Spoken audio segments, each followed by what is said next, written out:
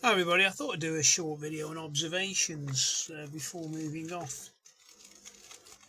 Now, when I watch this or I hear other people, other instructors or the drivers talk about observations, I hear a lot of this 6-point check, start from here and finish from there.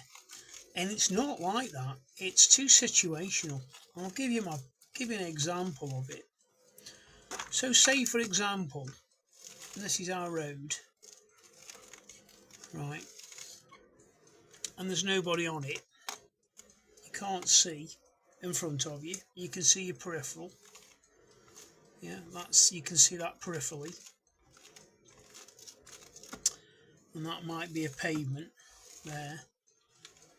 Or that might be the grass verge. And then there might be a pavement there. A grass verge here on this side, on the off side, and then another pavement. And I've just pulled up and I've seen everything peripherally, and I pulled up there for a moment. And then I've let my friend out who goes to live in his house here at number 14. I wouldn't look and do a blind spot check over my left shoulder in this area here. I wouldn't look there if I wanted to pull off. I wouldn't look. In this situation that's happened, where I've just pulled up and there's a grass verge and there's nobody about on the approach, and I've momentarily stopped. Now, I wouldn't bother with that one. I'd do an observation in my left mirror, which would take care of that. Everything down the side of the vehicle. And for the reason is I'm going off in this direction. So I'm going away from the risk here. I'd spend the time that I'd spent there, I would find that better use of spending that time in this rear observation here with the mirror to take care of that. The blind spot over my right shoulder. Peripherally I'd see this area here as well. So all that's covered. Then I've got the right mirror observation here for this area. So I've took care of all that. I can still see everything peripherally. And I can still see everything here. So this space here is the only space that would be missed with a blind spot. And I wouldn't do it. And it's situational. Now, let's give another example when I would do it. Imagine this situation here.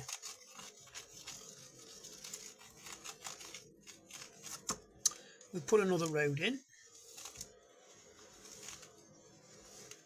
And I'm still dropping people off. But this time there's no grass verge, it's just a pavement. And then there's a couple of gates and there's a school. And it's 3:20 and loads of people are coming out. There's lots of people here. And I can see them as he approached. And there may be a... Now it's different. Now, I would have a really good look in my left mirror. And have a really good look in my blind spot, probably more so than most. I'd probably spend as long on this as anything. And I'd want to check out all of this area here. Right to there. And I'd probably check it more than once.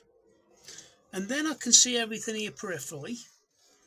So I'd probably spend a little bit less time on that.